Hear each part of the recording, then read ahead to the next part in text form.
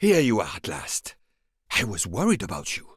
We just left the police station. We had to explain to the Italian police that we were not murderers. What? Another murder? I'll tell you when we're underway. Are all passengers and staff aboard? Yes, everyone is here. We were waiting for you. Excellent. Let's not waste any more time. We have to make a longer than usual stop in Lausanne. What? How long? Long enough to do a little banking in Geneva.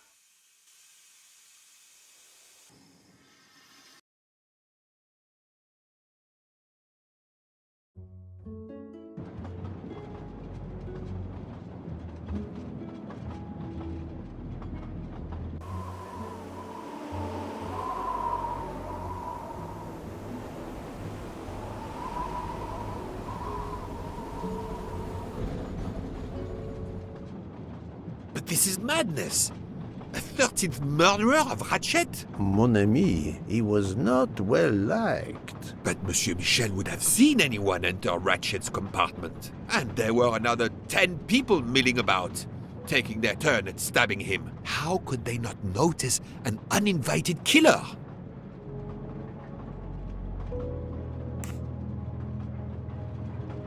The 13th killer could have acted when Michel was smoking on the platform at Vinkovsky. But even after the train departed, Michel was absent from his post at the end of the corridor several times the night of the murder. I must know where he really was and when.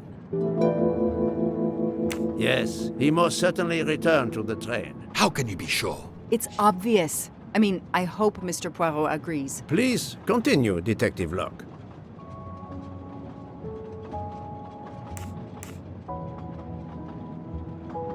All the passengers and crew are still aboard. If the killer of Mr. Wadi had remained in Venice, we would have noticed right away that someone was missing, and we could have alerted the authorities. I promise you, I made certain everyone was aboard before we embarked. Book, calm yourself. Calm myself?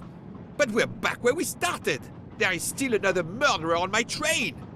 Wait a moment. Can I change my mind about my verdict? Can we turn everyone over to the police? Everyone? Including ourselves? What? No. No. It's a nightmare. Let us take it step by step, my friend. We can start by eliminating all of the members of the Ratchet jury.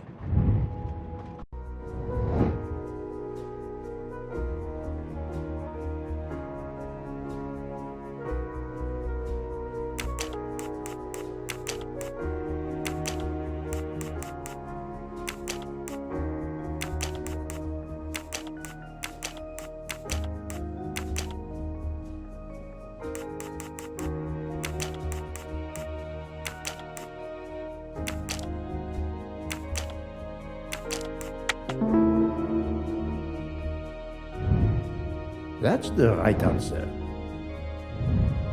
If we eliminate the 12 jurors, we are left with 7 additional suspects. 7? It's still too many. I agree. We must reduce our list. Excuse my impatience, Poirot. It's as if my beautiful train is cursed. Can you exonerate any of the 7?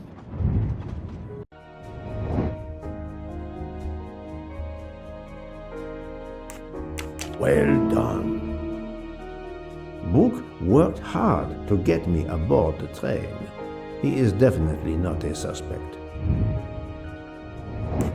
Brilliant.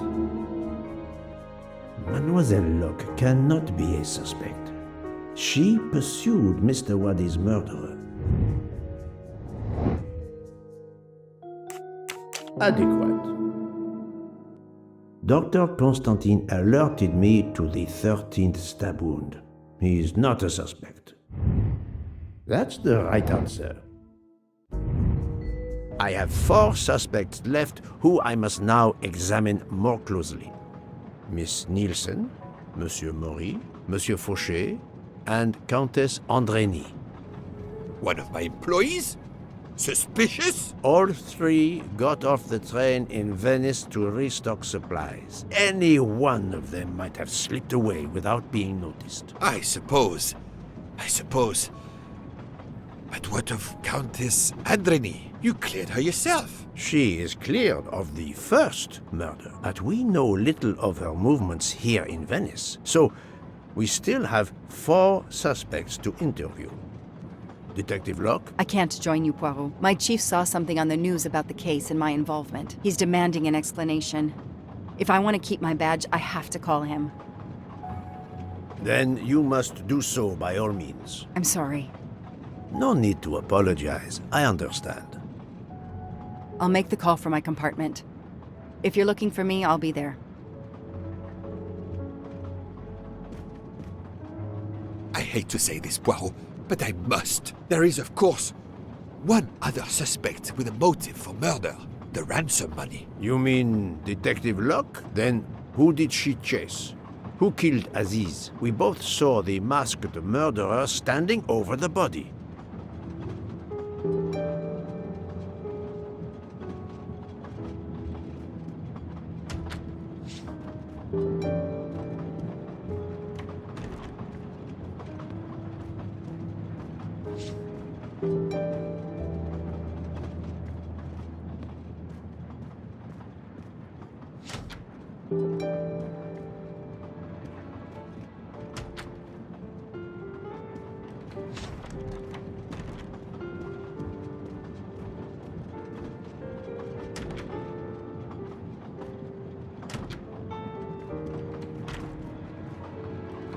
Ah, Michel, I have a few more questions to ask you, if you will allow me. Anything, Monsieur Poirot.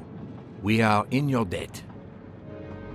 Please tell me your movements when we were stopped at Venice Station. Once the compartments were cleaned and the linen refreshed, I stayed in my quarters. Did you notice anything special? Comings and goings? Monsieur Bouc had asked everyone to stay in their compartments. I would occasionally walk the train to ensure everyone was comfortable. Oh, I saw Monsieur Maury was all alone loading his crates of provisions. A great chef like that, reduced to petty labor, I would have helped him. But Monsieur Bouc had ordered me not to leave the train for any reason. So, Monsieur Maury was forced to labor alone. Let us review the actual timeline of the night of Ratchet's murder, not the one manufactured to hide your crime. I left the train in Minkowski for a smoke. Then I resumed my post. That was the truth. The train departed on schedule. But then, of course, an avalanche of snow blocked the tracks. At 12:45, Madame Hubbard and I met in her compartment to discuss how to adapt our plan. Due to the snow and Poirot. The little play we had staged for you had to be rewritten. I left her compartment at approximately 1:15. Then the curtain went up. Calls in the night, the red kimono, all for my benefit. And all for nothing, as it turned out. Do not blame yourself, Michel. I am the theater critic no playwright wants to see in the audience.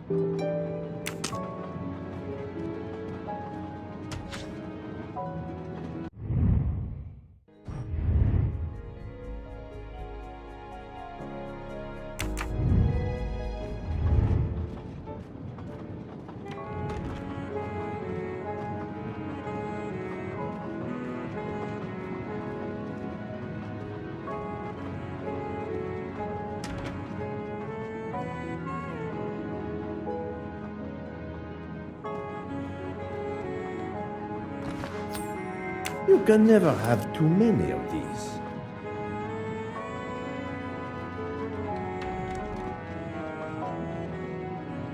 Doctor, I need to question Countess Andreni. I'm afraid that won't be possible, Mr. Poirot. The Countess had an anxiety attack when we arrived in Venice. She was terrified the police would come for her and her husband, despite how you concluded your investigation. I had to give her a sedative. She has been sleeping since. You have stayed with her all the time we were in Venice? Count Andreni begged me to watch over her. I have not left this room. You're the reason she's in this state. Bouc voted to absolve you all. I accepted his verdict. I told her. I tried to reason with her.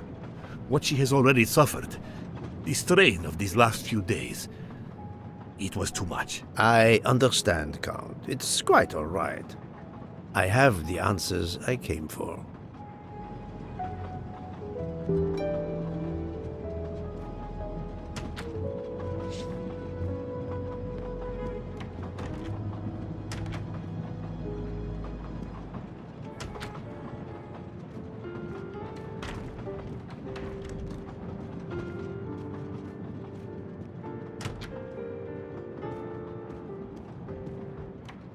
You play well. I didn't mean to interrupt you. Thank you. Many years of piano lessons thanks to my mother. I try to play in a few clubs in Paris when I get the chance, but as you can see, it hasn't made me rich. What can I do for you? Conversation only.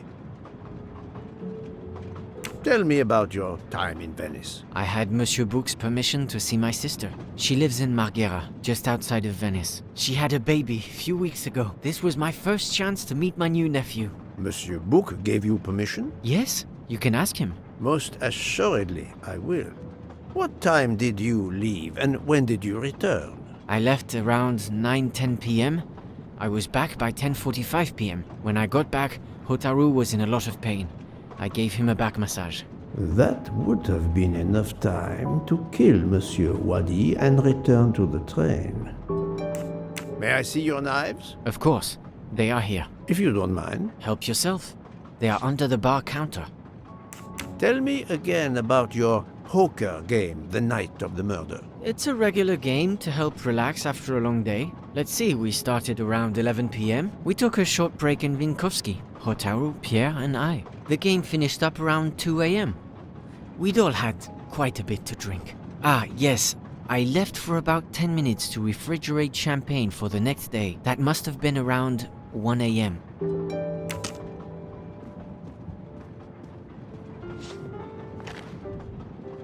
None of these come close to the wounds on either body.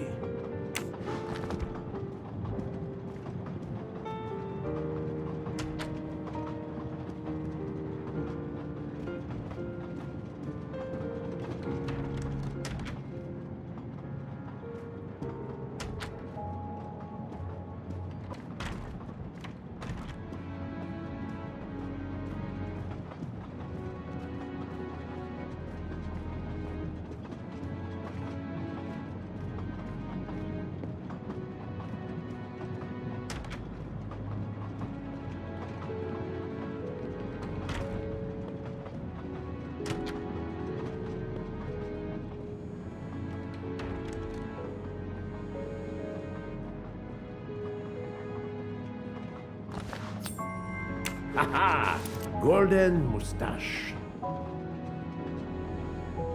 Good evening, Mademoiselle Nielsen. May I talk to you for a moment? Of course, Mr. Poirot. I'm not going to bed right away.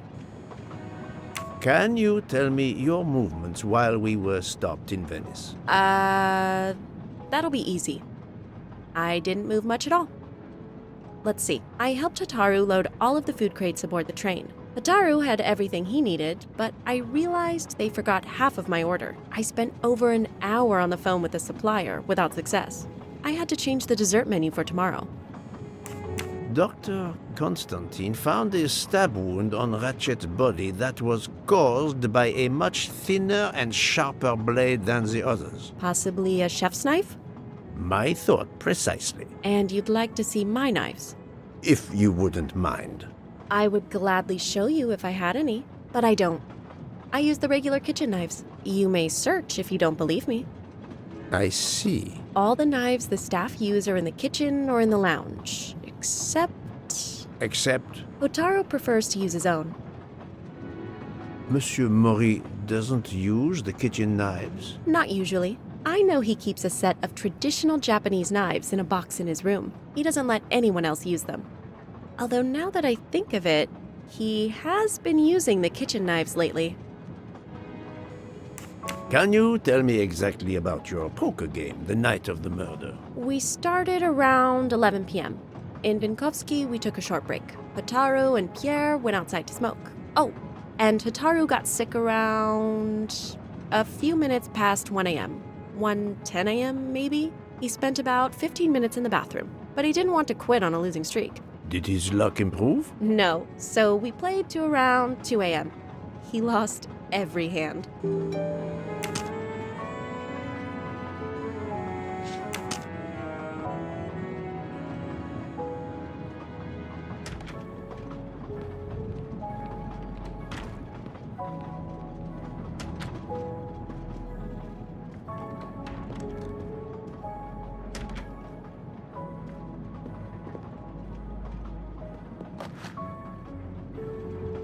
Saffron.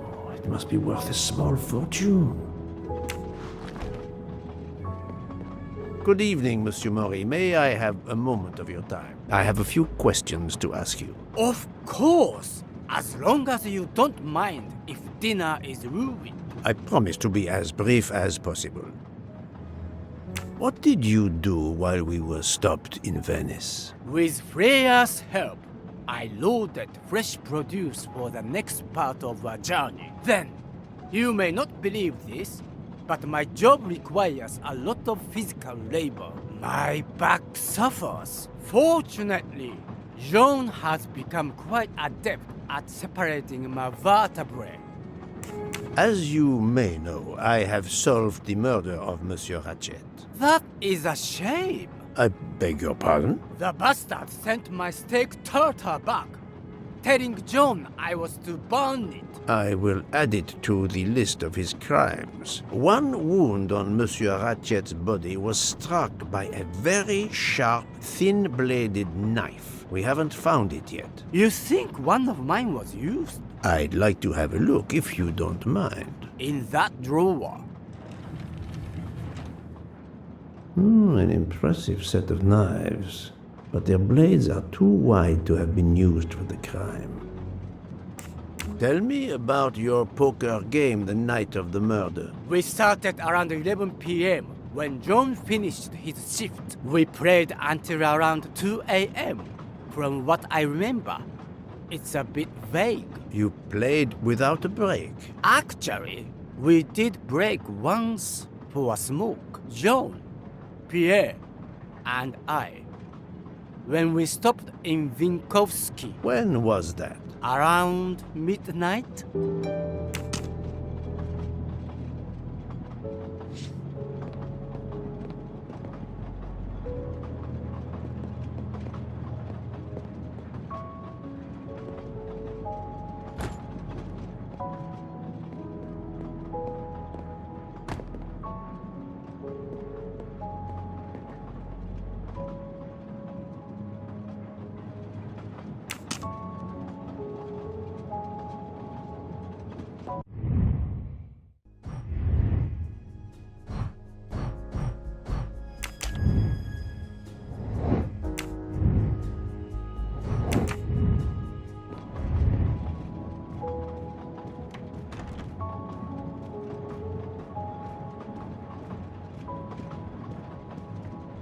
You told Fauché he could go into Venice? Marguerite, actually. Not so far away. It was his only chance to see his sister. He's been working every trade for weeks. There is never time to see the new baby. Enough, Book. Your heart does you credit, but your common sense, it... I know. But it's fine. Isn't it? He did come back. Oh, it's fine, as you say. Unless he saw the baby, then killed someone else and returned to the train. But that's monstrous. Murder is always monstrous, my friend. I've talked to everyone, but some elements of the testimonies do not seem to correspond. I need to recheck a few things.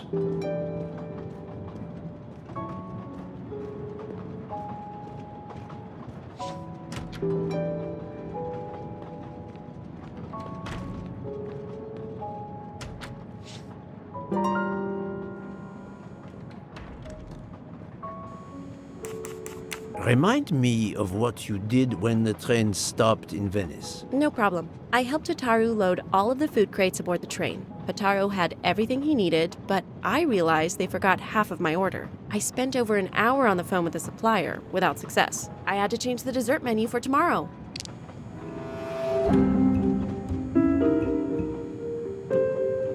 Mademoiselle, I believe you're hiding the truth from me. What makes you say that?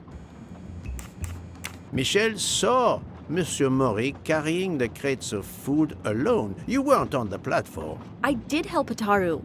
The entire time? He carried so many crates, his back was sore. I'm sorry about that. Okay, I'm guilty. I did leave him before we were finished. But I had to. There was no saffron he needed for a recipe. I volunteered to go into Venice and get him some. The Rialto market would be open late because of the carnival. He gave me money. I knew we weren't supposed to leave the train, but I only wanted to help. Mr. Mori can confirm this. Ask him. I saved dinner.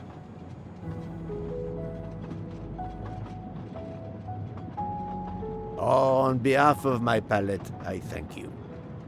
How long were you gone? I left at 9:10 p.m. and was back with the saffron around 11. That's when I called my supplier for the items I was missing.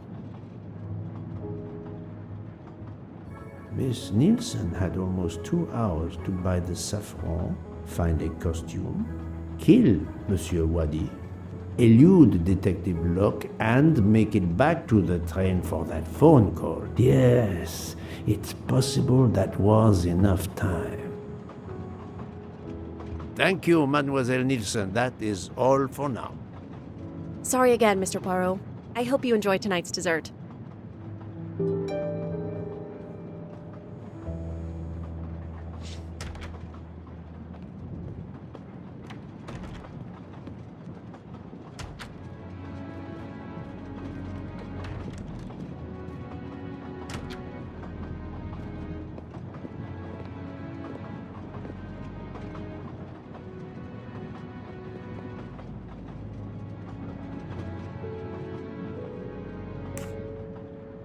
One wound on Monsieur Ratchet's body was struck. We haven't... You think I'd like... in that?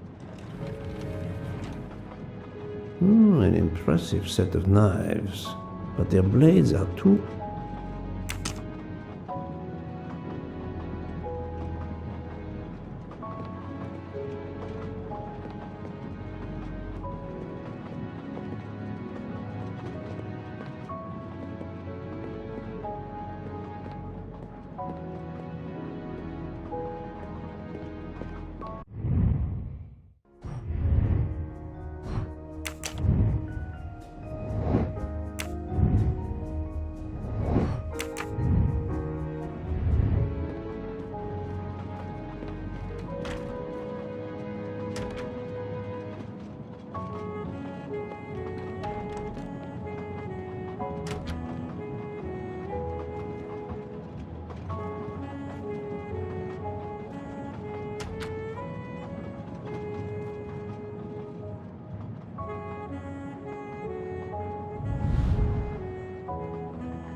The box is secured by some sort of locking mechanism. The design is formed by 3 commas.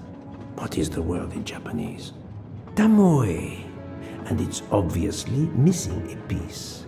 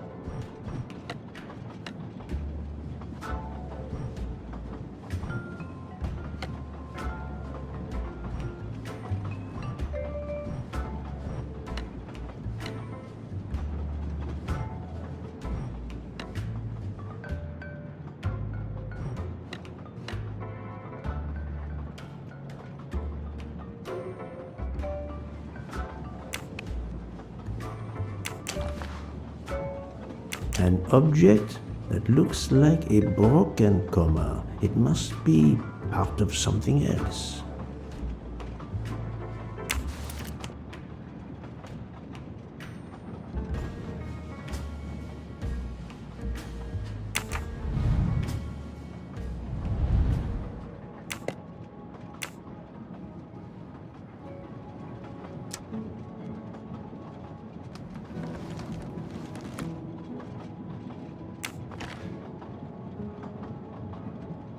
Sushi knives, razor sharp.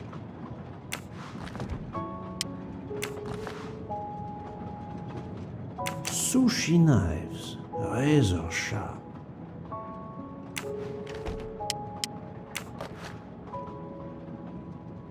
Colteria Venezia.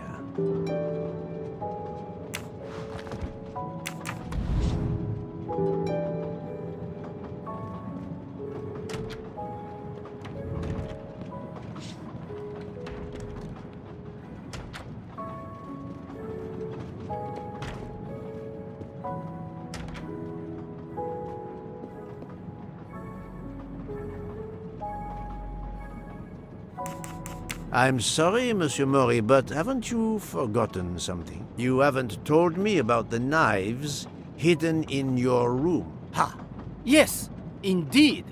I forgot to tell you about those. They are my personal knives.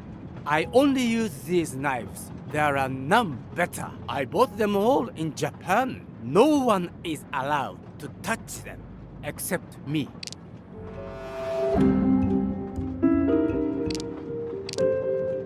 I'm afraid you are better at sushi than lying. What? What do you mean? One of the knives has an inscription, Coltelleria Venezia. Did you happen to go shopping tonight, monsieur? Damn you, Poirot.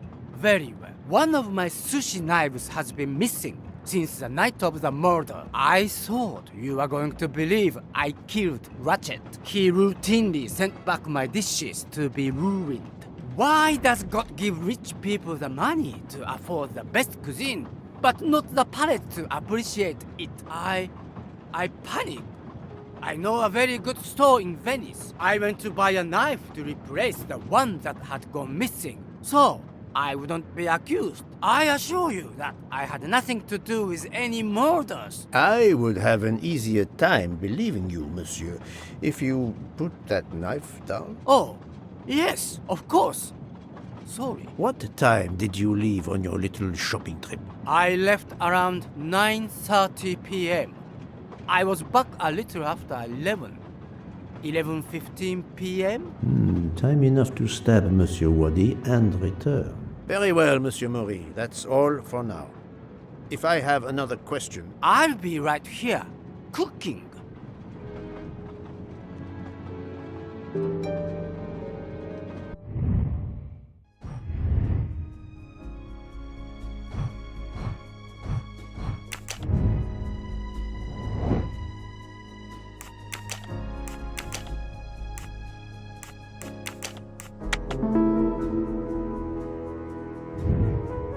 That was easy.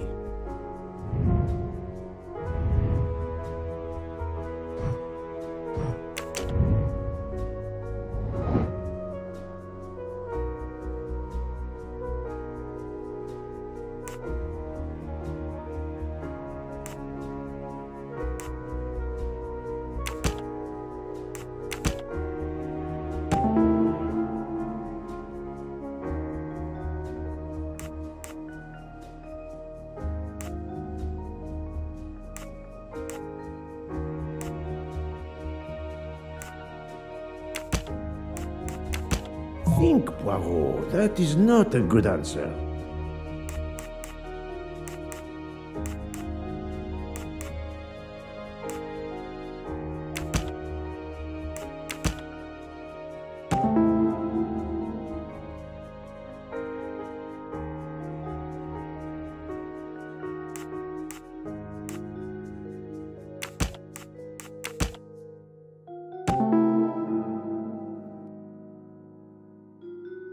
Any of the 3 staff members had the opportunity to kill Ratchet when Monsieur Michel wasn't watching the hallway.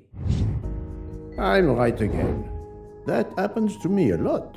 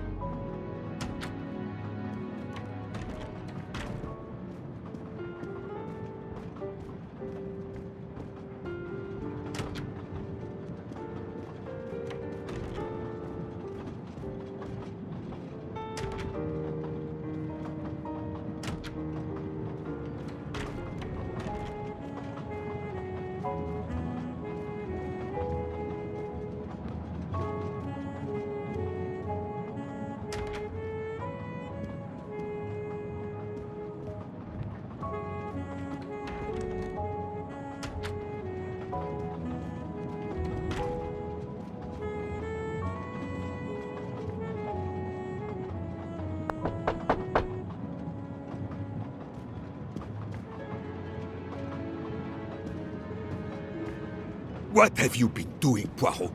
I am completely in the dark. I will shine some light on the situation, my friend. I have 3 new suspects who could have killed Ratchet and Monsieur Wadi. Miss Nielsen, Monsieur Fauché, and Monsieur Maury. They all had periods of time during both murders to commit the deed, and their alibis are weak. A visit to family, and not 1, but 2 shopping trips. But all are my employees. Alas, yes, my dear book. But we have no proof against any of them. None of the 3 appears to have any motive whatsoever. But this is a tragedy. Do not give up hope. We will catch this murderer. There is still one place that may hold the evidence we need. Geneva. Exact. Do not give up hope? Well, that's easy for you to say. But what if it's Freya? What becomes of dessert? If it's Sotaru, who will cook? Me? And the worst, if it's Jean, who will serve the drinks? I've been checking up on the Banque du Lac. I had to confirm my identity for Interpol, so they contacted my captain at the Berkshire Police. I suspect he was not pleased. That my vacation was actually an unofficial investigation? I'll say. I would be happy to speak to him on your behalf. Thank you, but he'll get over it. It's a chance to close the books on the Armstrong kidnapping. He stopped yelling, asked for a report, then granted me an extra week. Excellent. What did you learn from Interpol about the Banque du Lac? It's had a bad reputation for over a century. Customers have included the mafia, Nazis, corporate swindlers of every description, even heads of state. It is true, this.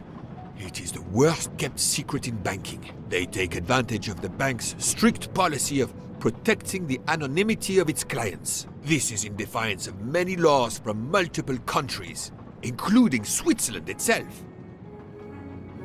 Of course, I have never taken advantage of such a corrupt system.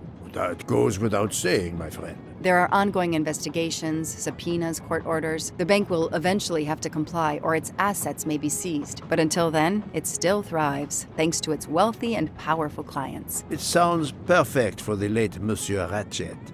Do you have any ideas? The serial numbers from some of the bills match those from the Armstrong kidnapping. We agreed in Venice that the bulk of the money must still be physically in the bank's vault. I concur, Detective Locke.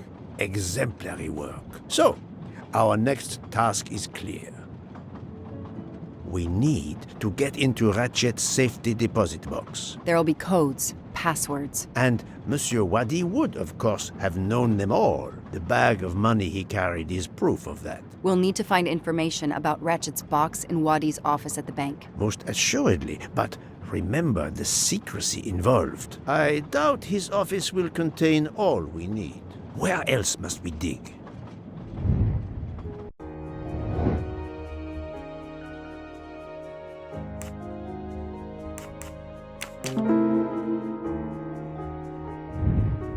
My little gray cells did not let me down. Mr. Wadi couldn't keep all of his secrets at the bank. Hopefully we'll find something in his apartment. We already have his address thanks to his passport, and his keys we retrieved from his body. The train stops in Lausanne at 8 a.m. But that's far from Geneva. I can delay the departure until 11 a.m. No later. The police are expecting us in Paris by the end of the afternoon at the latest. They won't tolerate any delay. The bank doesn't open until 9. I can see only one way that gives us a chance to be on time.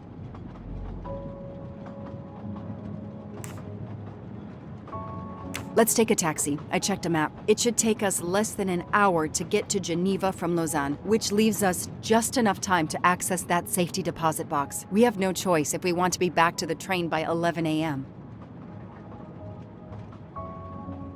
The best thing is to separate. One of us searches his apartment, the other searches his office. To access the safety deposit box, we need to find the key, the box number, and the passcode. Suppose you find all this.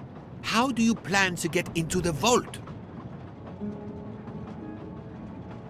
We are going to use the bank's anonymity policy to our advantage. And the quickest way is for you to impersonate Ratchet. I would rather impersonate Jack the Ripper, but in the interest of justice, I will do it. We need to find the account number. Along with everything else. I will say I want access to the vault. They don't ask for papers or even names. The vault information is enough. I'm not hearing any of this.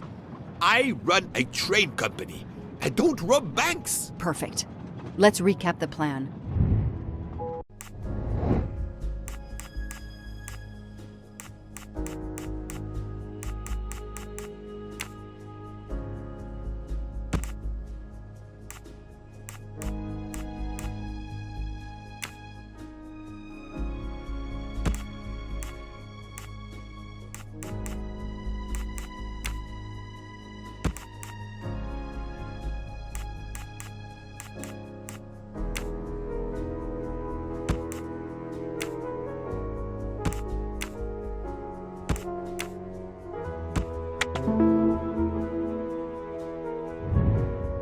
Et voilà. To sum up, we're going by taxi to Geneva. Then we'll split up. You're going to search Mr. Wadi's apartment. I'll search the office at the bank. When we have all the information we need, you pretend to be Ratchet, and we can finally find out what Ratchet is keeping hidden in his safety deposit box. It sounds impossible. Not for Detective Joanna Locke and Hercule Poirot. We should get some rest. You are right, Detective. We face our greatest challenge tomorrow. Together.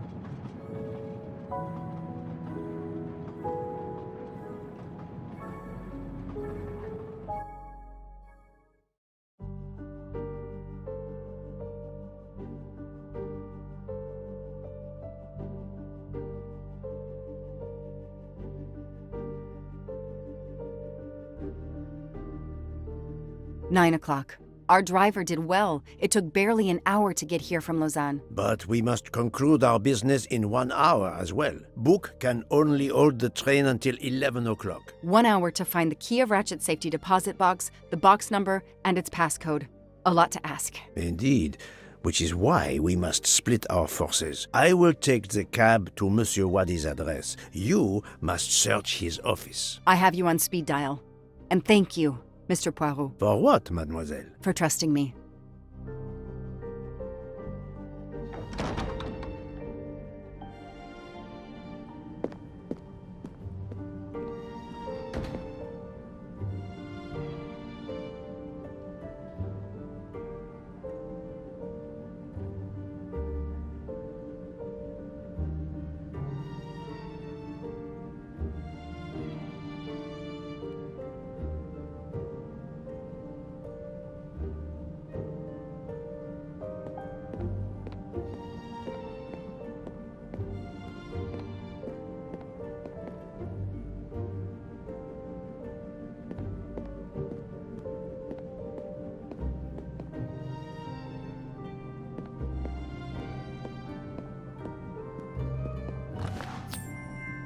Help yourself, Joanna. You earned it.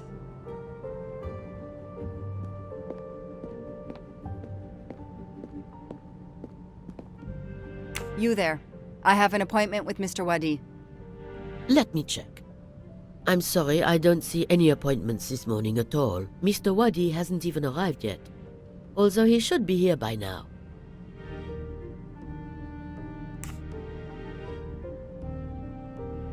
Even though your customers are anonymous, considering the amount of money involved, you should still have a mention of a meeting. Yes, I can't understand it. I'll be sure to ask Mr. Wadi when he arrives. In the meantime, you are more than welcome to wait in his office. I'll see you're not disturbed. Please follow me.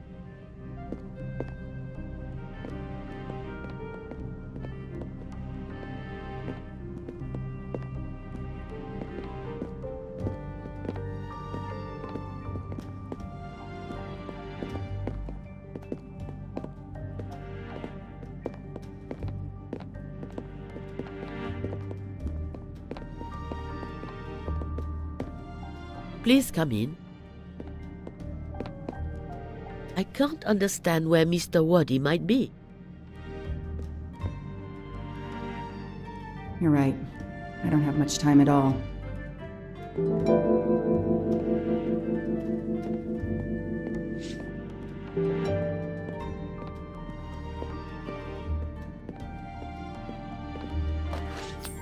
A gold mustache. Thank you very much.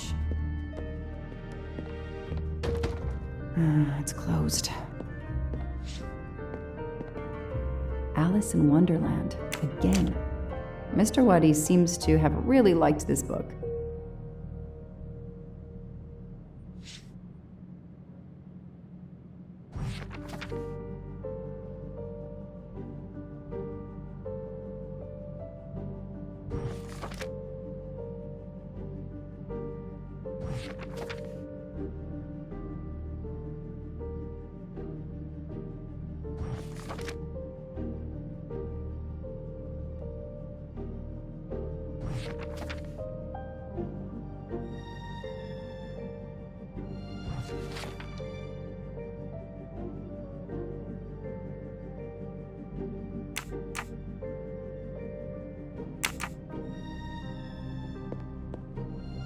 A souvenir Tower of Babel. Makes sense. We know that Mr. Wadi is from Iraq, and the ancient tower is said to have been built there.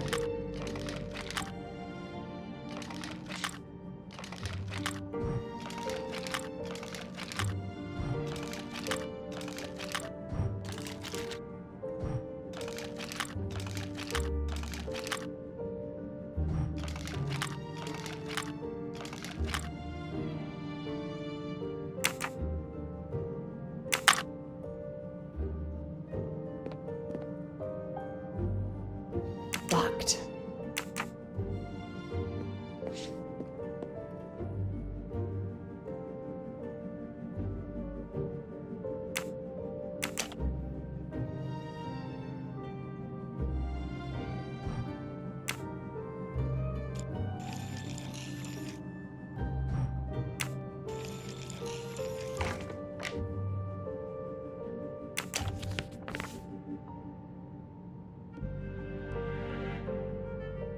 I'm taking a picture of it.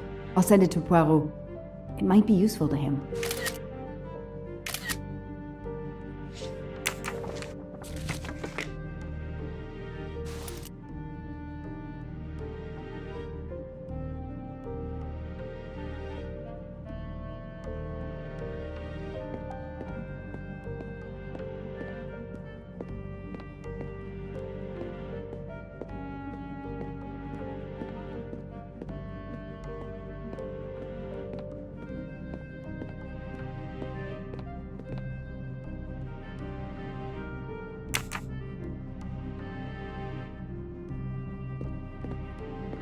I need the password. Maybe Poirot can help me.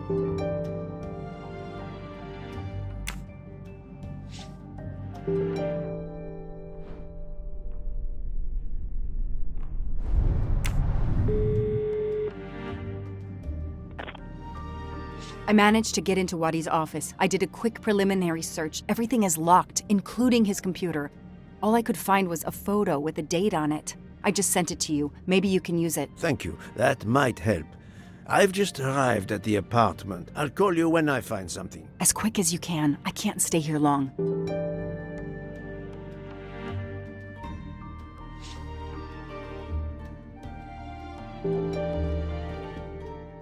This is definitely not Monsieur Wadi's apartment.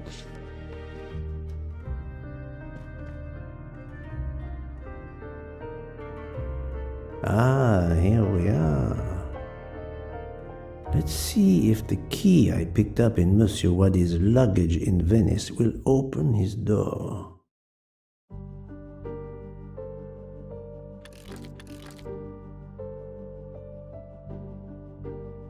Great.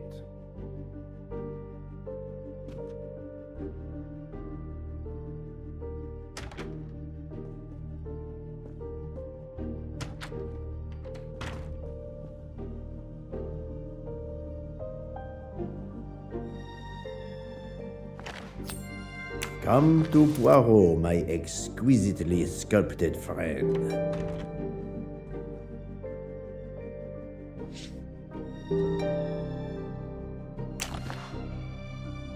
A dart, a familiar projectile found in any pub in England.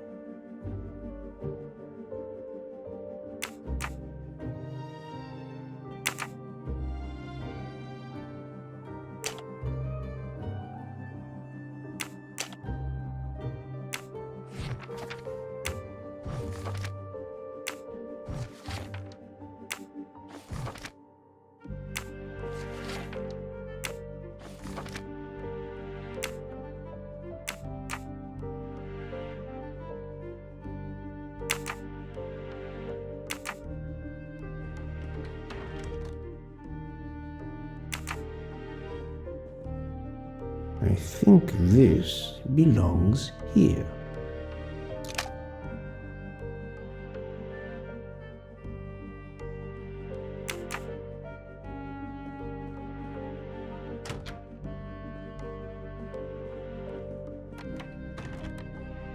Staring at the clock won't help, Poirot.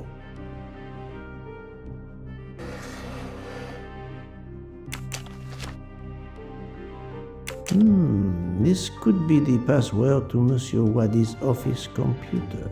He must change it every month. It seems to have a logical sequence, but I need to find the one for December.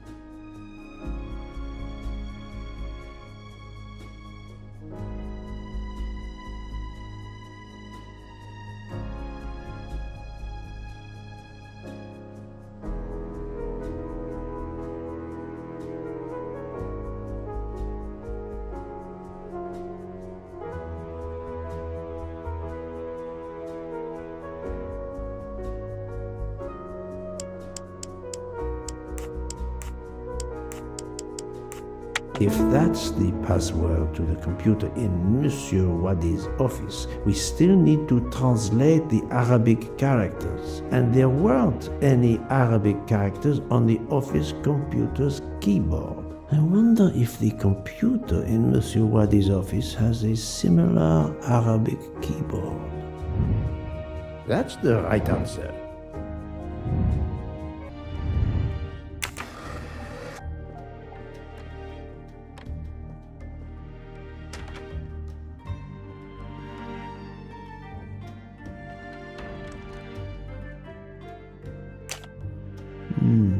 This computer won't give up its secrets easily. This keyboard should help me translate this code.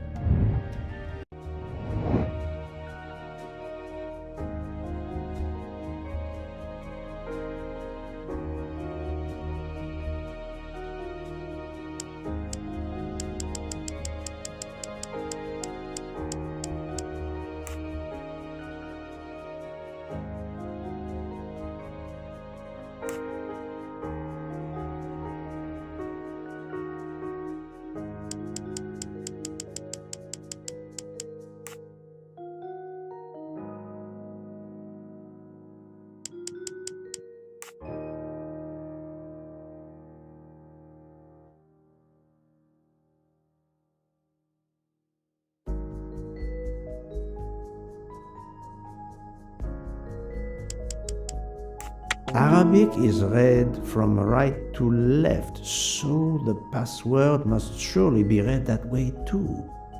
With any luck, this will unlock the computer in Monsieur Wadi's office. Let me text it to Miss Locke. My little grey cells did not let me down.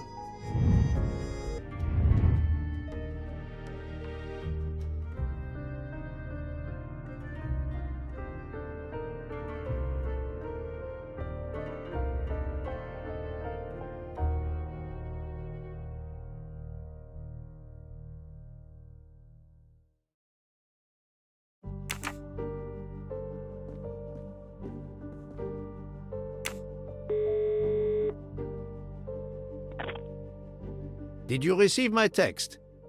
This must be the password to Monsieur Wadi's computer. I have it. Thank you.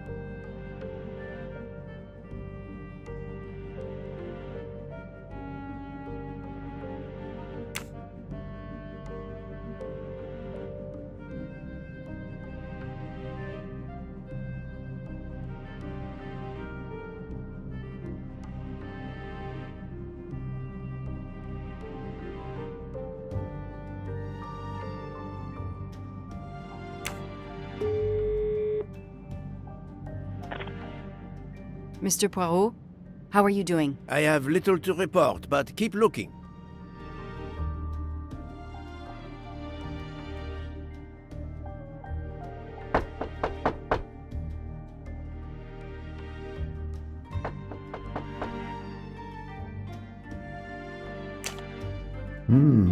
A bizarre endgame to be sure, but I suspect checkmate is possible for white in 3 moves. Let's see.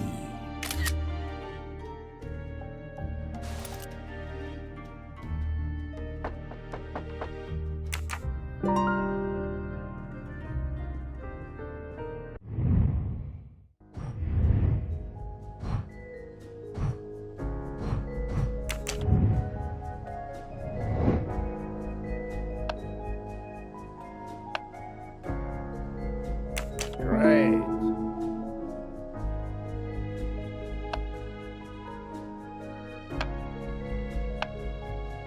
Good job.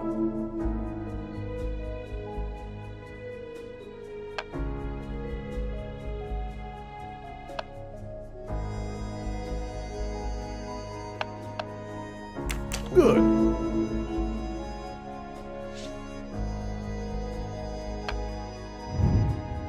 That was easy.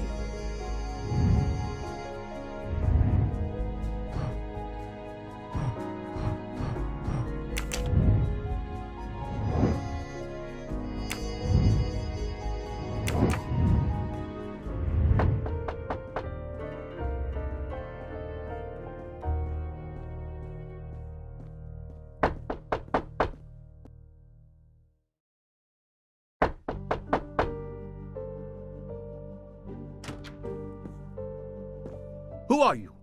What are you doing in there? I am Hercule Poirot.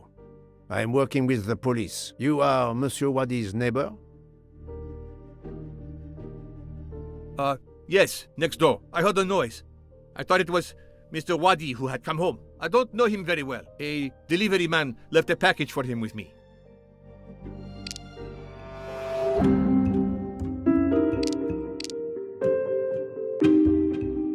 You don't know your neighbor very well. Yes, what of it? How is it that Monsieur Wadi has a picture of you on his desk? There is quite a family resemblance. You wouldn't be his brother by any chance? Why are you going through his things? As I told you, I am working with the police. All right, yes. I'm his brother, Mehdi Wadi. Do you know where he is? I am very sorry, sir, but I have some terrible news for you. Your brother has been murdered. You have my sincere condolences. Oh no. Aziz, my wife, my son, their hearts will break. Everything he did was for his family. He brought us here from Iraq to give my son a better future. We can't go back. You won't. Do not fret, Monsieur Wadi. I do not want to cause trouble for you and your family. I am here to catch his murderer. When did you last see your brother? 2 days ago. He was on his way to Venice. It was not a journey he was looking forward to. I knew something was wrong, but he promised all would be well soon. My son will be heartbroken. Aziz made a point of reading to Fadi every night so he could learn English. We hope to legally emigrate there one day. Your son, Fadi. What did Monsieur Wadi read to him? His favorite book is Alice in Wonderland. The nonsense of it all. Why? It is the answer to a question I had. I believe your brother was a good man, forced for some reason to keep secrets, and that got him killed. Sir, there is something else. Aziz left me a letter to open if anything should happen to him. Could you show it to me? Yes, I will get it.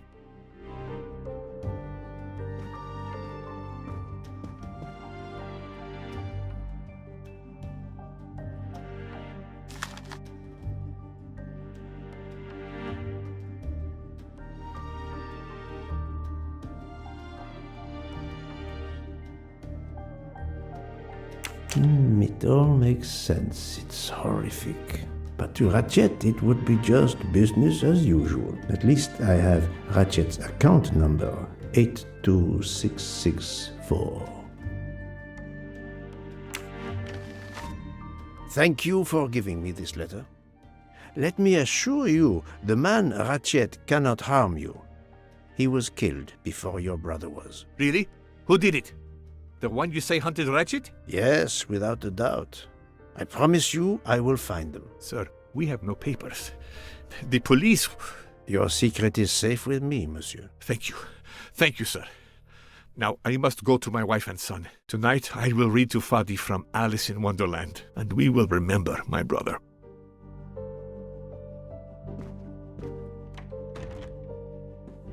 I need to notify Mademoiselle Locke that I have Ratchet's bank account number.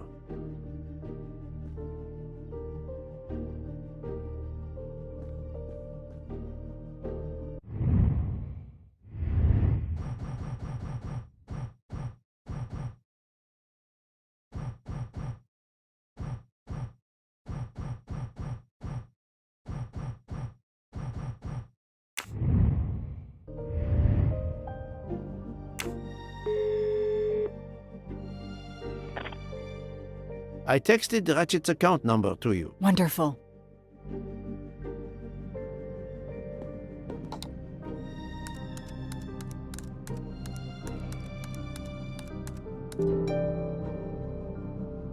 The number of Ratchet's safety deposit box. At last! I should let Mr. Poirot know.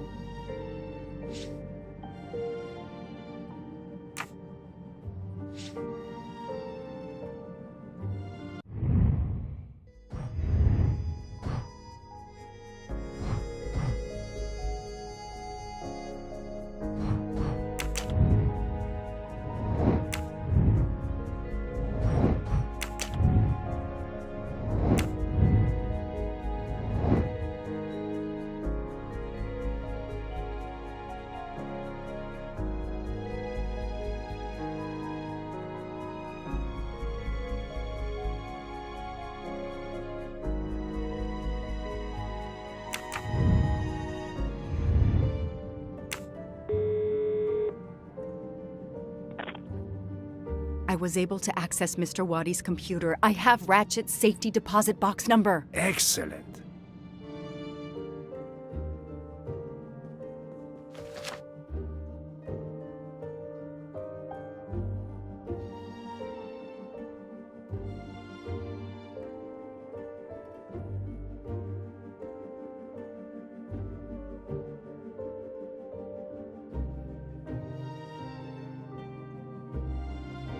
The key to the password is close.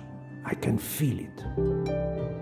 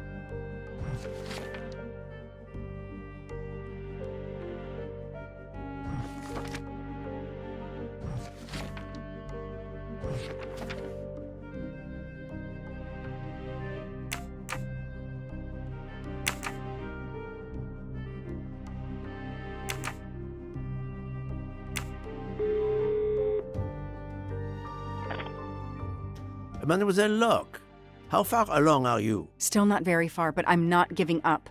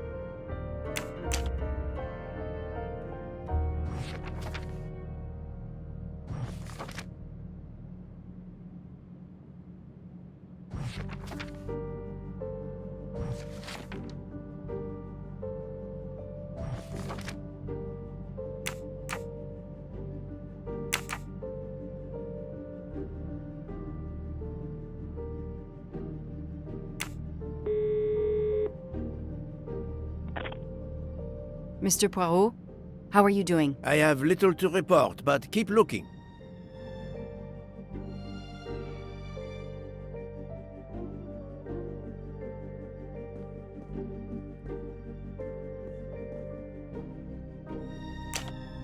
That may be useful to Mademoiselle Locke or me. I'll take a photo.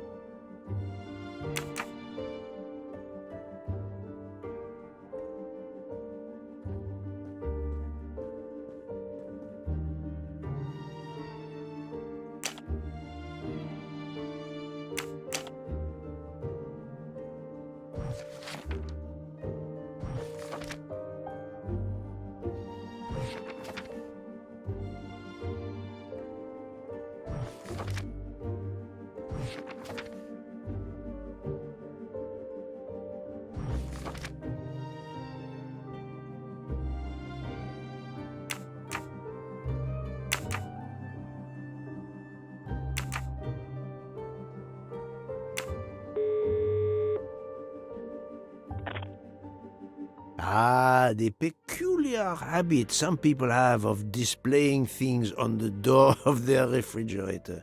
I've just sent a photo to you in case it might help you. Thank you.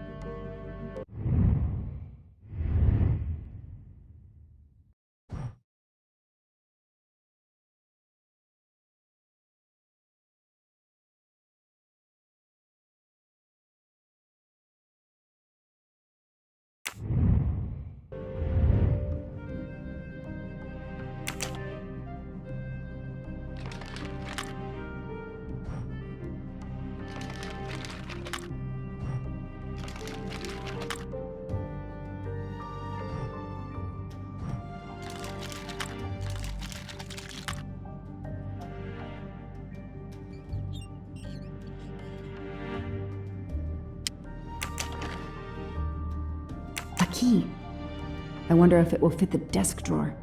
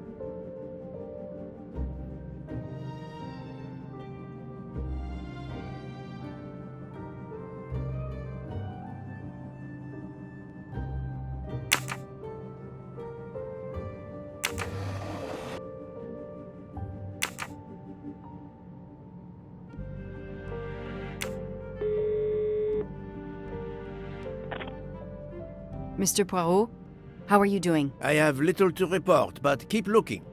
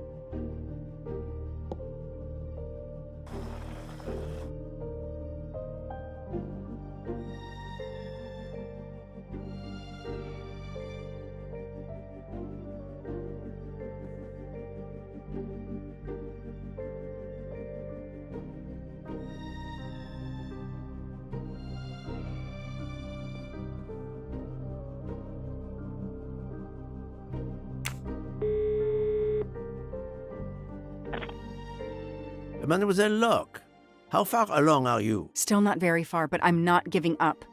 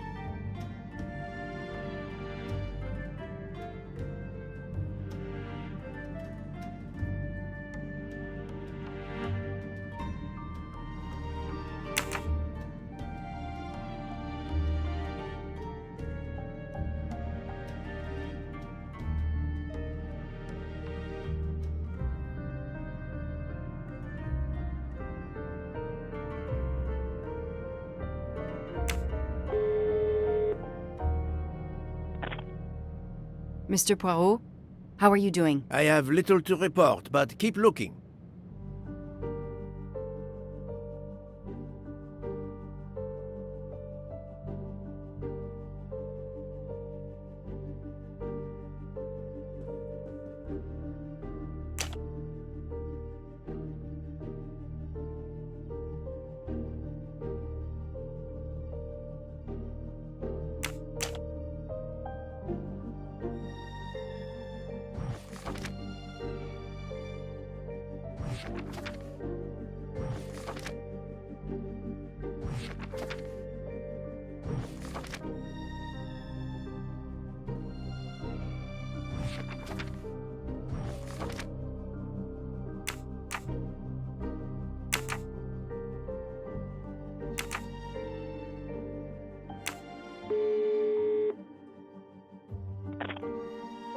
Mademoiselle Locke, how far along are you? Still not very far, but I'm not giving up.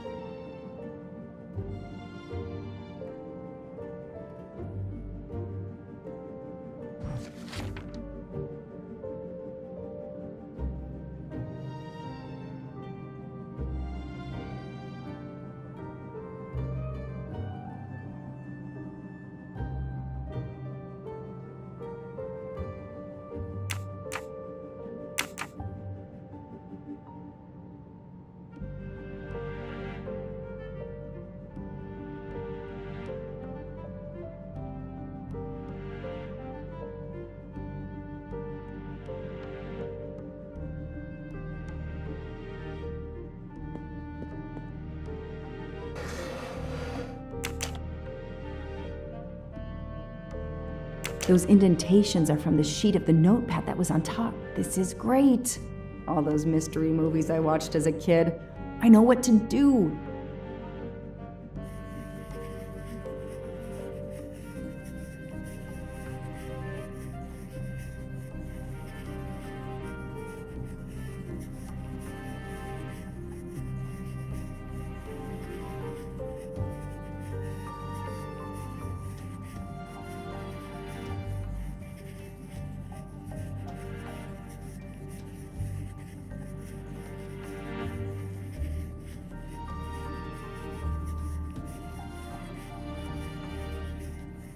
I'll send a picture of this to Poirot.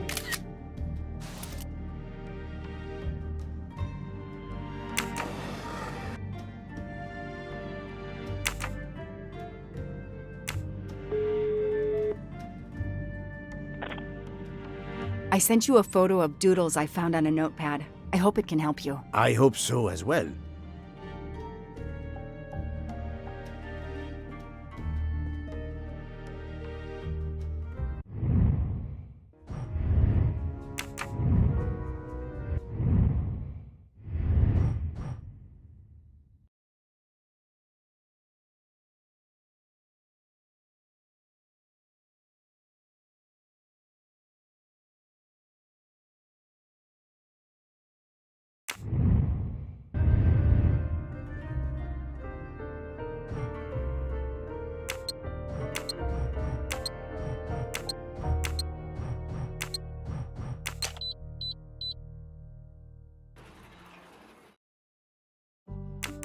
It looks like a safe key to me. We finally found it.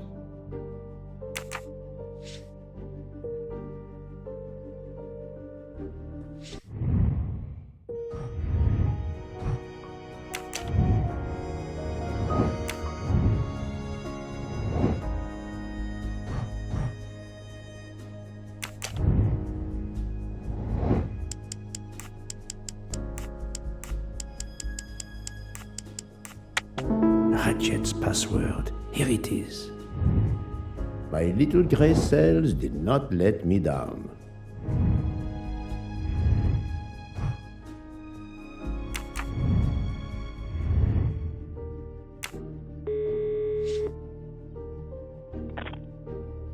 Good news.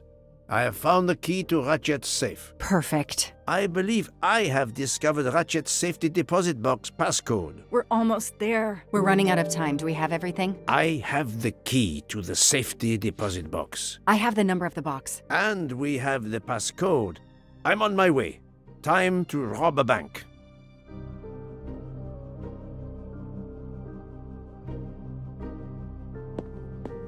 Sorry to keep you waiting. I haven't heard from Monsieur Waddy. You'll have to reschedule with him. This is quite annoying. I'll have to reschedule. Absolutely. I hope I have been of service. You have no idea.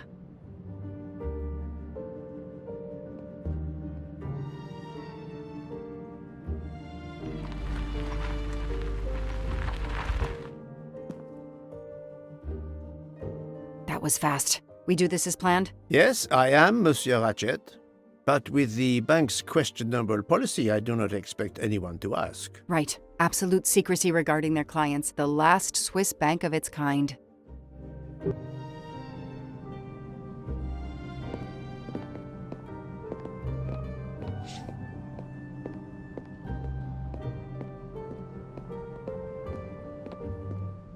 Madame, I still haven't heard from Mr. Waddy. Well, we'll have to make do without him, now that my friend is here. It's his box we want to access. And the clock is ticking. I trust there is no problem. No problem at all. May I have your safety deposit box number? 4346. May I see your key? Do you know your passcode? Yes. Mademoiselle will be able to accompany me? No names, of course. Of course. I'll open the door. Go down the stairs. The guard will accompany you.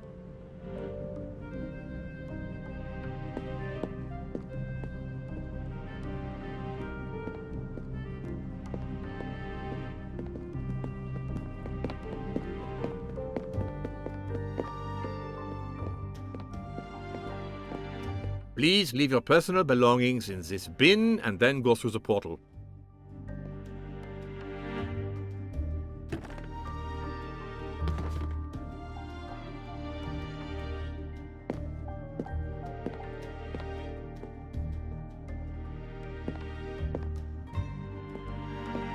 I'll open it for you.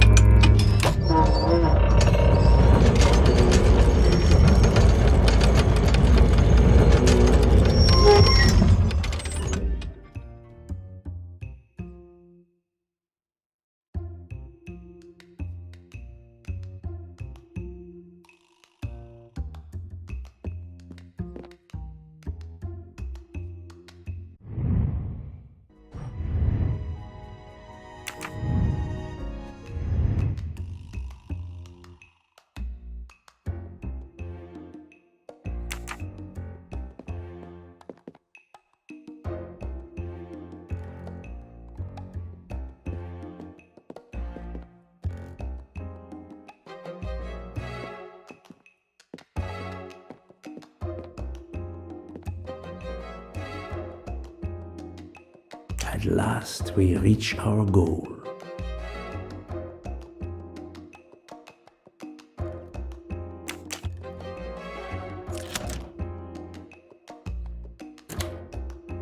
Now I will insert my key, if you allow. Thank you.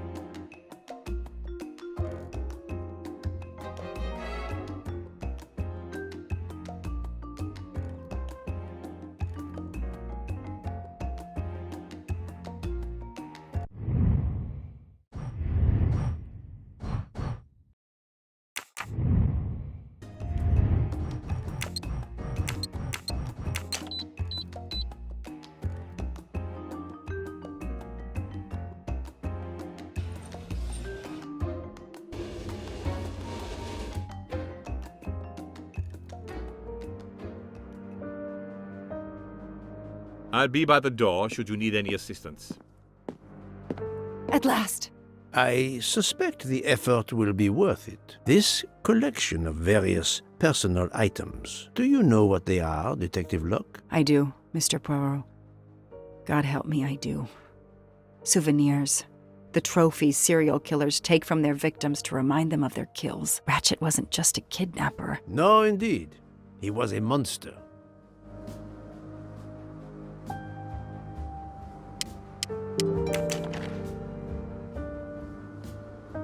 For every soul Ratchet claimed, even more are suffering.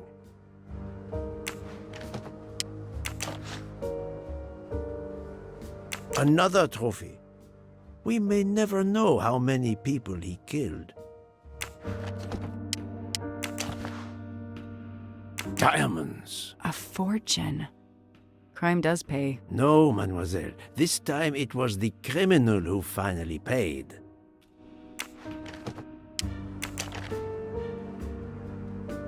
I wonder who this keychain belonged to. Certainly not Ratchet.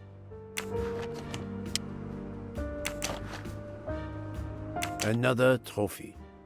A woman. We may never know her name. You were lucky, mademoiselle, when you met him at that cabin in the forest, alone. How many victims do you think Ratchet had? Too many.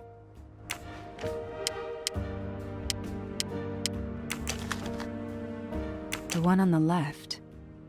Ratchet. Whoever he is with, their friendship seems over. The build. The hair. It could be Noah, his partner in Daisy's kidnapping. It appears they had a falling out.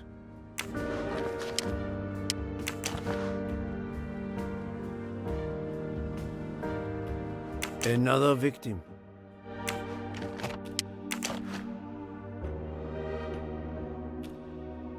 MC.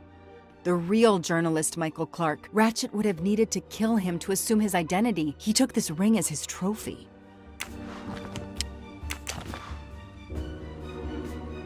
He knew the serial numbers on the banknotes could be traced. The rest of the Armstrong ransom money. The serial numbers match.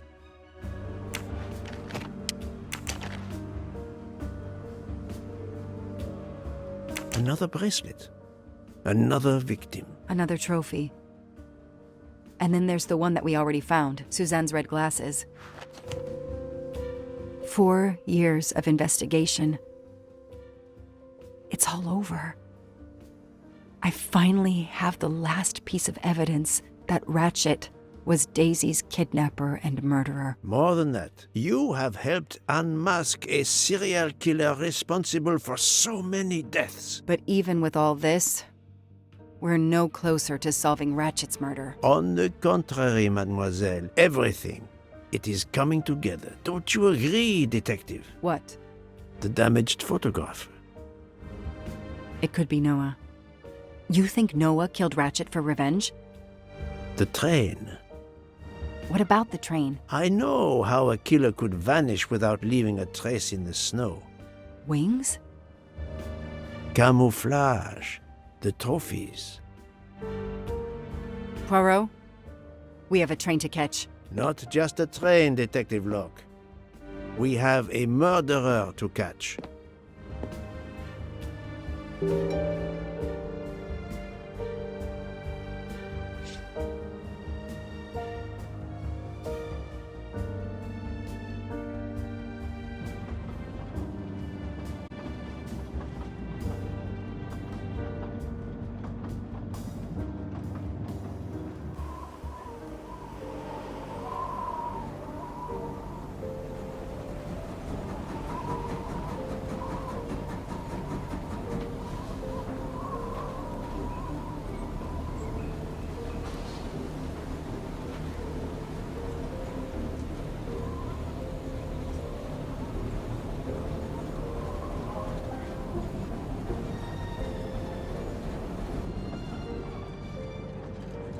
Poirot, enough!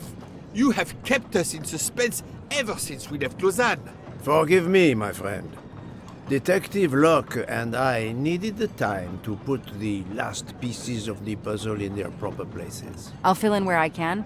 but this is Mr. Poirot's show. I confess I can't help, but I feel a certain déjà vu. You are correct, Doctor. We have been here before. However, without you, we wouldn't have been able to reach the true conclusion of this story.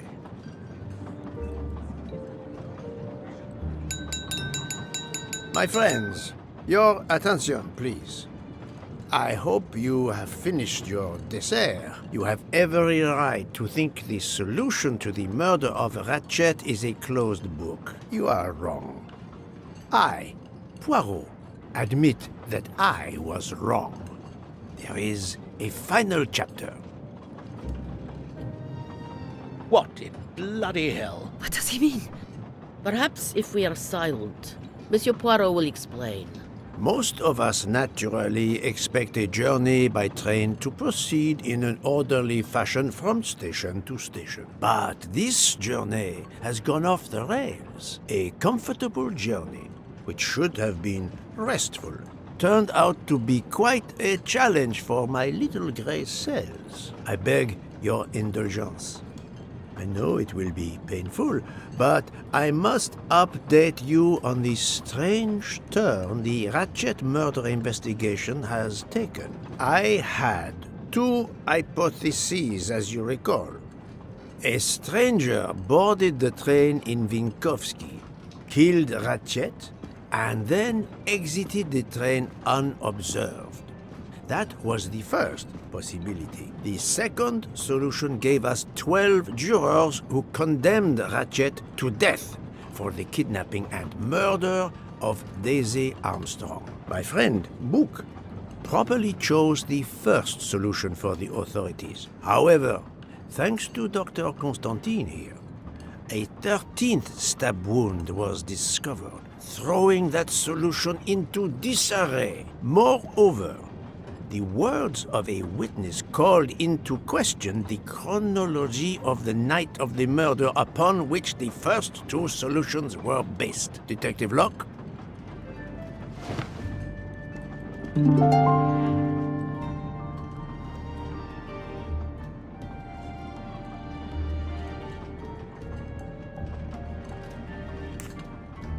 Michael admitted to having been absent several times during the night. His absence therefore gave multiple opportunities for a 13th murderer to slip into Ratchet's room before the other 12 jurors lined up to stab him. You are saying the man Ratchet was when we... Yes, you executed a man who was already dead. But there were other suspects that night. Other suspects? Who? They stand before you. Mr. Fauché, Mr. Maury, and Ms. Nielsen. And they all also had a hole in their stories about their movements that night. Mr. Poirot? Most of you don't know it, but there was a second murder in Venice. Mein Gott, another murder.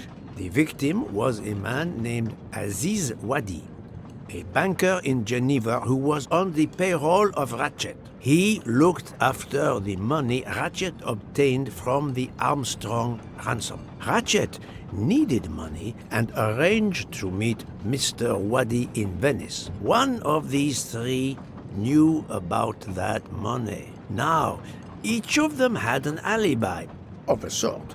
But if any of their alibis was a lie, that person had time to murder Monsieur Wadi, Monsieur Fauché, Mademoiselle Nielsen, and Monsieur Maury. One of you murdered Ratchet and Monsieur Wadi. Are you kidding? I pour drinks for our guests. I don't murder them. It's nonsense. You are accusing me because of my knives? But why would one of my employees kill Ratchet?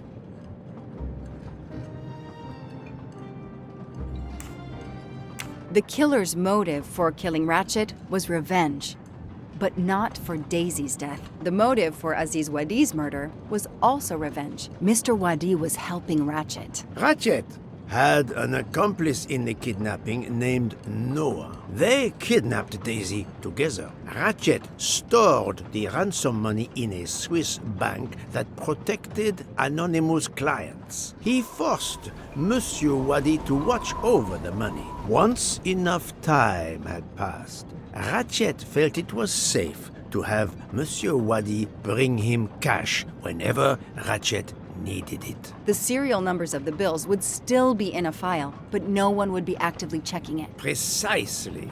But Ratchet didn't just keep the ransom in his safety deposit box. There was something much worse. There was something much worse than Daisy's ransom money in that safety deposit box. During her investigation, Detective Locke found evidence proving that Ratchet was what is known as a trophy killer. He kept souvenirs of his crimes. We found trophies in the safety deposit box. There were others in a cabin Ratchet used in the Berkshire Mountains, including a beloved toy of little Daisy's. If I'd have known that, I would have cut the bastard's head off.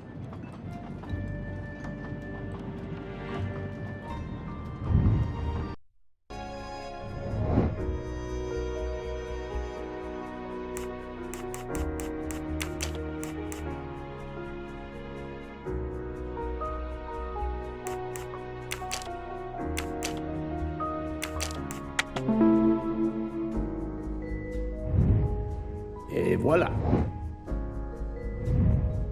The bracelet found in the safety deposit box was also on Noah's wrist in a photograph. It's obvious Ratchet killed Noah, and therefore, at last, I can tell you with absolute certainty who the murderer of Ratchet and Monsieur Wadi is.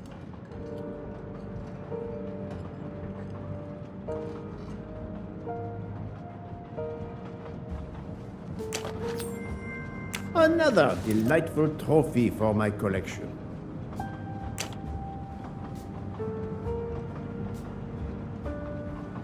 Mademoiselle Nielsen has the same bracelet as the one found in the safety deposit box in Geneva. A trophy from a victim of Ratchet, Noah. Having a similar bracelet doesn't prove anything. Yes, that might be true, if there were not an inscription on it. Mr. Poirot, you're right. The bracelet looks similar to mine, but I have no idea what the marks on it mean. I just like the design. The marks are not random, mademoiselle. These are special bracelets. They are called Morse code bracelets. Because, well, you know why. The marks are Morse code. Happily, I learned Morse when I was a young man doing my service for the Belgian army.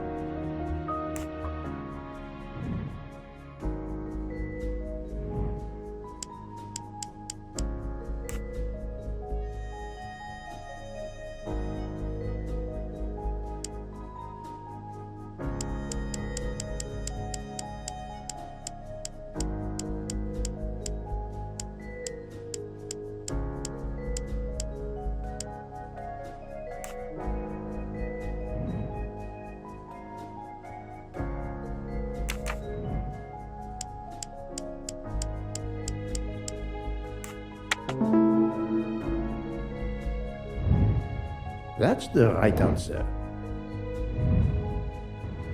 On the bracelet found in Ratchet's safety deposit box was the name Freya in Morse code. Your first name. It belonged to your father, Noah.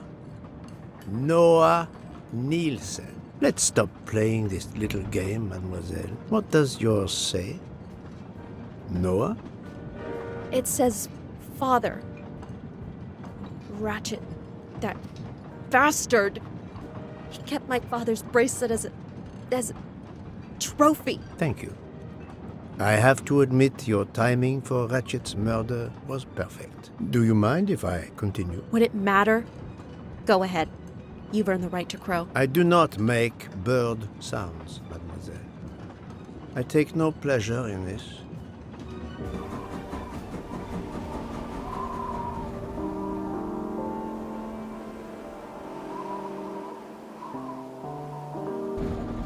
You drugged Ratchet's dessert to ensure he would be unconscious when you went to his room. You stole a knife from Monsieur Maury.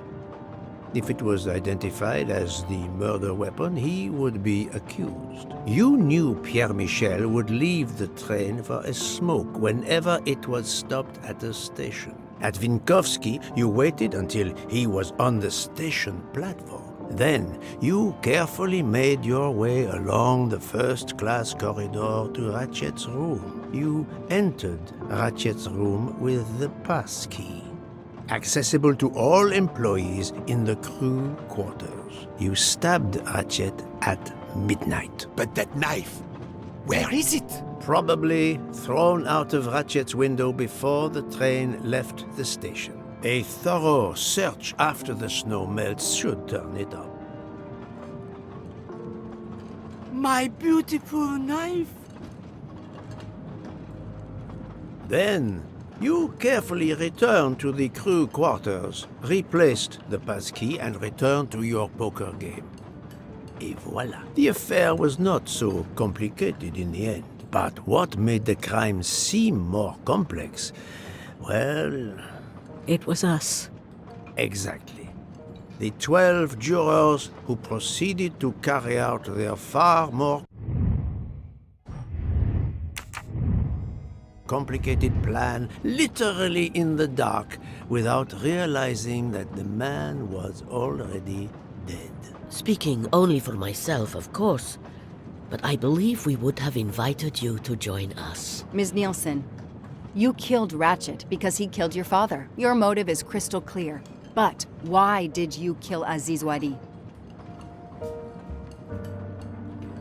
It's because of Aziz that my father died. My father knew Aziz was the only one with access to Ratchet's safe, so he convinced Aziz to steal the money from the safety deposit box. But Aziz was too afraid of Ratchet. Instead, he betrayed my father by reporting him to Ratchet. Obviously, Ratchet then murdered my father. Aziz was just as guilty of my father's death as Ratchet. Ratchet was the worst of humanity. But Monsieur Wadi, if you knew his story, My father is dead because of him. I will not debate the point with you, mademoiselle. He had done nothing to justify his death. I do not see any extenuating circumstances that should allow you to escape justice. You will be arrested at the Gare de Lyon when we arrive in Paris. Judge and jury are you, Monsieur Poirot. And you get away with it. It must be nice. But think of this. I know what you did. What you all did. She's right. She could turn us all in. Relax. Hector, is it? Your secret is safe with me. I'm not going to jail. Farewell, Poirot. Enjoy your victory. Stop!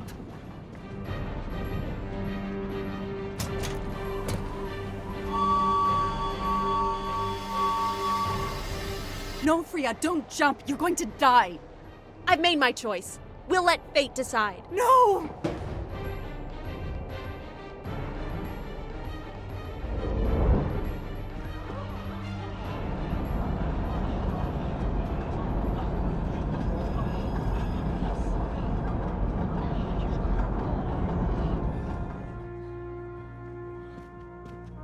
She jumped off the train. Even if she hit the water, considering the height, I doubt she survived. And with this tunnel, either way she's gone, Poirot.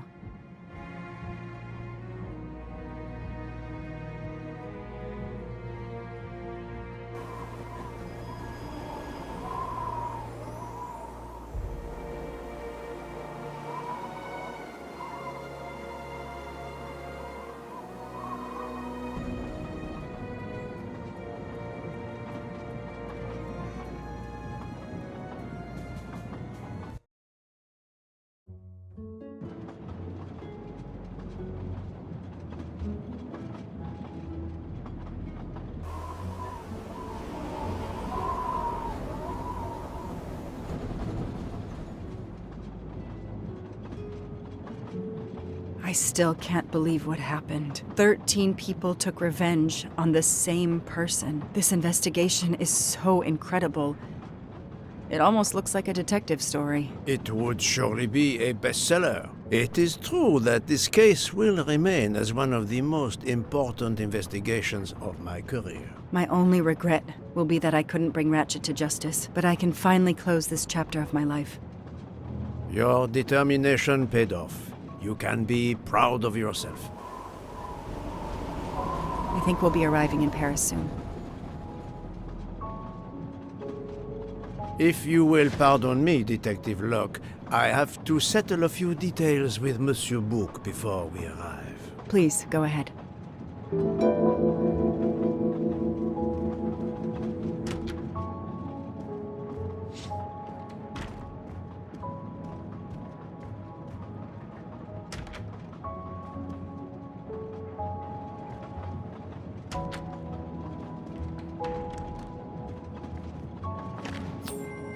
You can never have too many of these.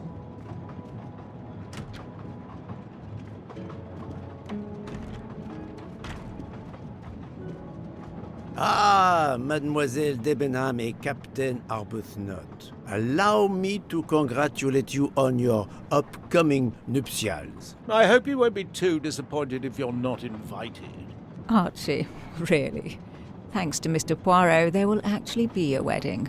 As you say, my darling. Sorry, old man, and thanks for everything, including finding my train ticket.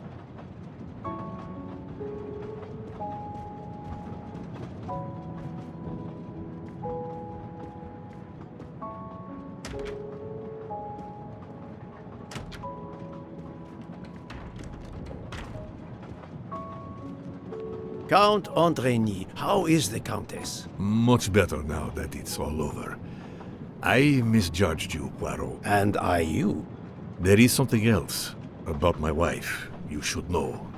Why I am so overprotective. She is pregnant. You are quite the detective.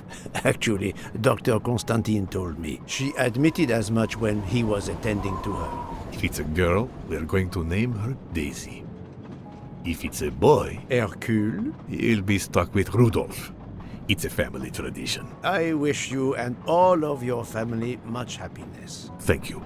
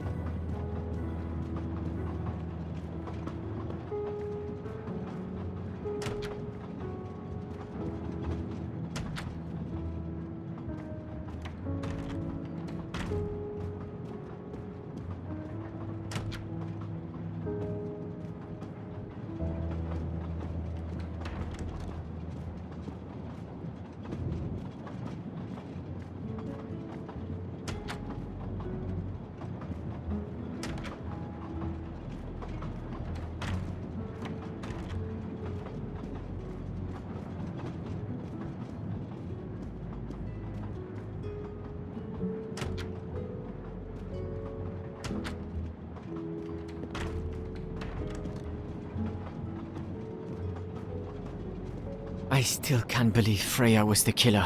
She never even cheated when we played poker. She used too much sugar. Nonsense! Her desserts were divine! Unfortunately, her actions were not so divine.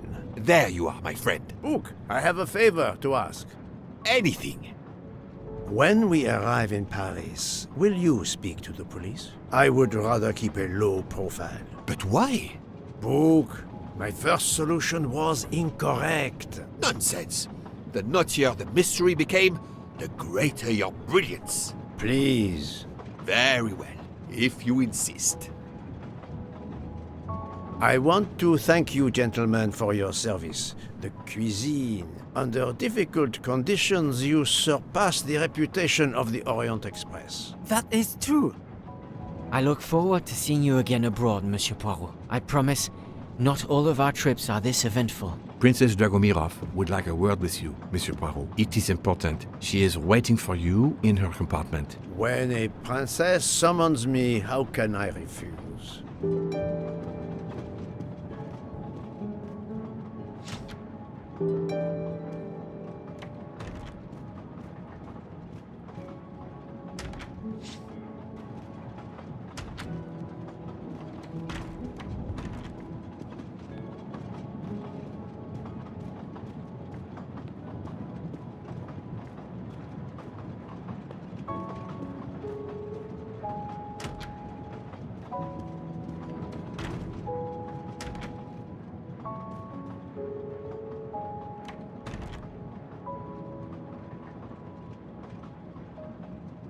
My daughter, my great friend, and I wanted to talk to you one last time. I speak on behalf of the entire Armstrong family, as well as those close to us. You have shown compassion. We know your reputation, and we understand that your choice was not easy for you. We are all the more grateful. Thank you. Congratulations, my dear. You managed to say the word thank you, although he did manage to put us through quite a lot. You have given us all closure and some peace of mind. You should know that I regret nothing. If this Freya Nielsen person had not been involved, I would have done it again. Someone told me the Stalinists were frightened of you. I believe them. The country of my birth breeds its share of brutes and bullies, but also some of the greatest intellectual and artistic minds the world has ever known. I pray that one day we will again be remembered for that. I share your hope, Princess.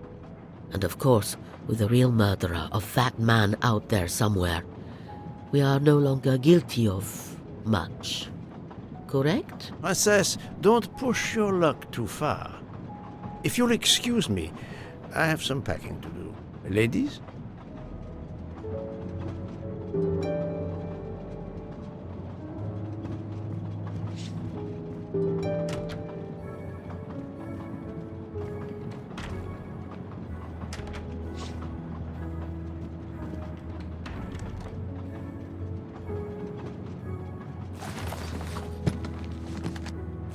At the end of this investigation, I still have my doubts. Did I make the right choice with the 12 self-proclaimed jurors?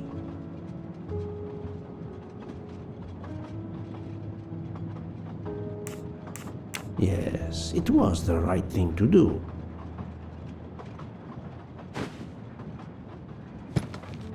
As for Mademoiselle Nielsen, what would I have done if she had not escaped?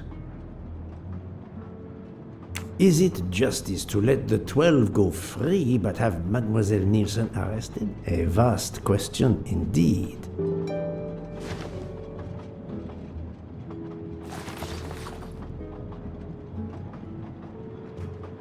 Judges often take motive into consideration when deciding the sentence for a crime. You are not a judge. Your job is to establish the facts, which you have done. The case has been solved. Another already awaits you. It is the reason you are on this train. It is time. Time to move on.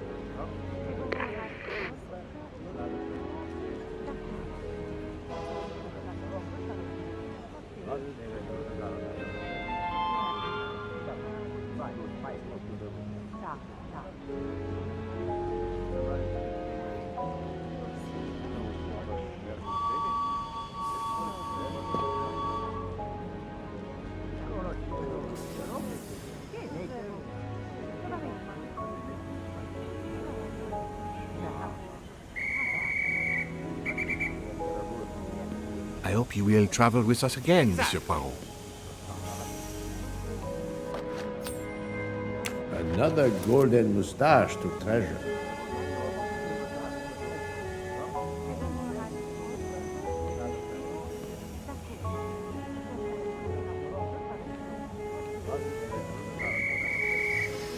Have you lost something? May I help you? Oh, Mr. Poirot, you have done so much already.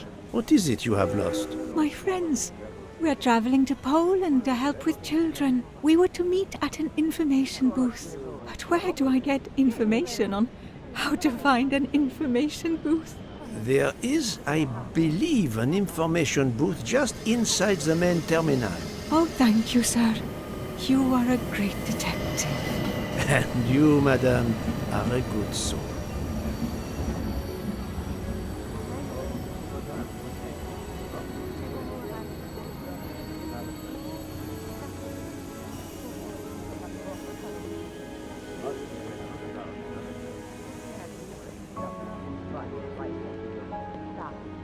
Monsieur Poirot, I spoke with my associates. I convinced them to give you a deal on our new Firenze SUV. No need to thank me. It's the least I could do. That is very generous, but no, I do not drive. You don't? What? But it's electric. It's good for the planet. I am good for the planet, as long as I don't drive. I don't understand. He refused.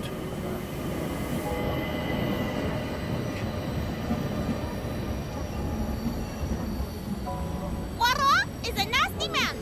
Poirot is a nasty man. I will miss this train.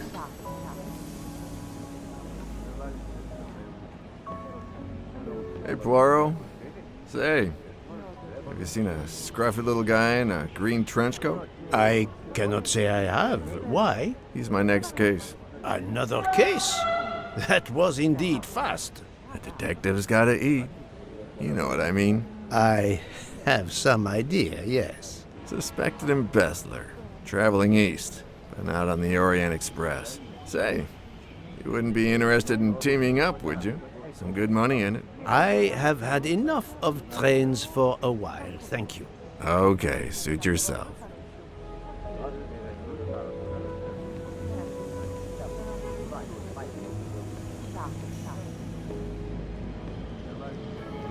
Mr. Poirot, Mr. McQueen here thinks he may know an attorney in the Berkshires who might meet a gentleman's gentleman.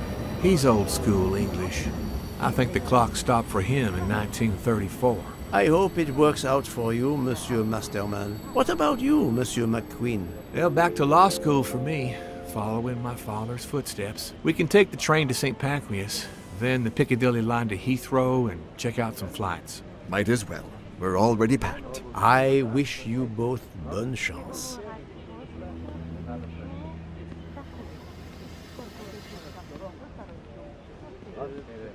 Ah, Poirot. Mission accomplished. I have reported to the police that Freya Nielsen killed Hatchet and that she escaped.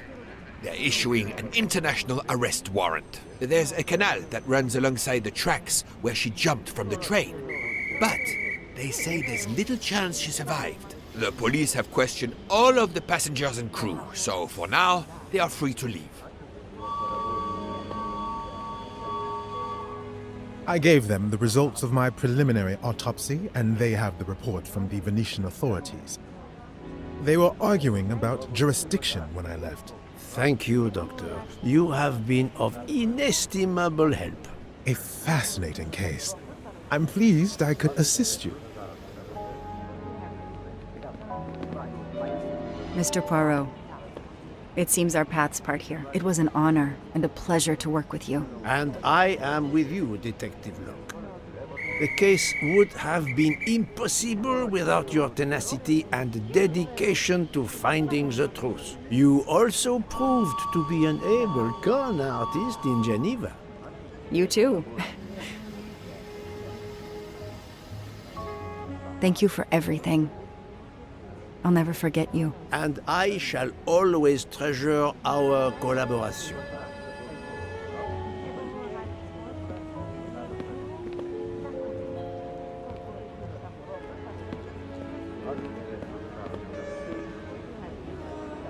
Well, that's that.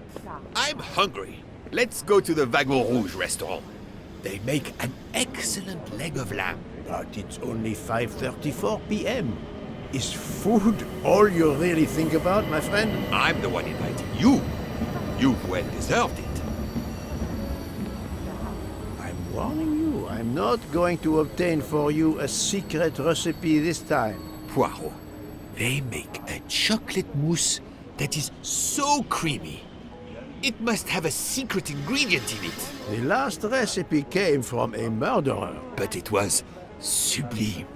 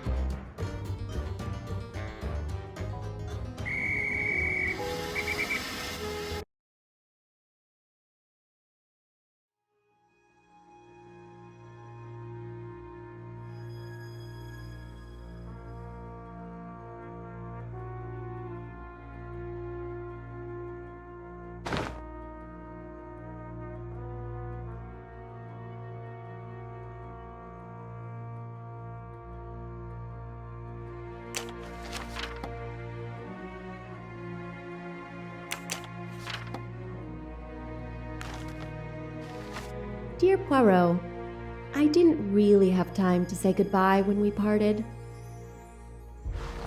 I thought I had beaten the greatest detective in the world.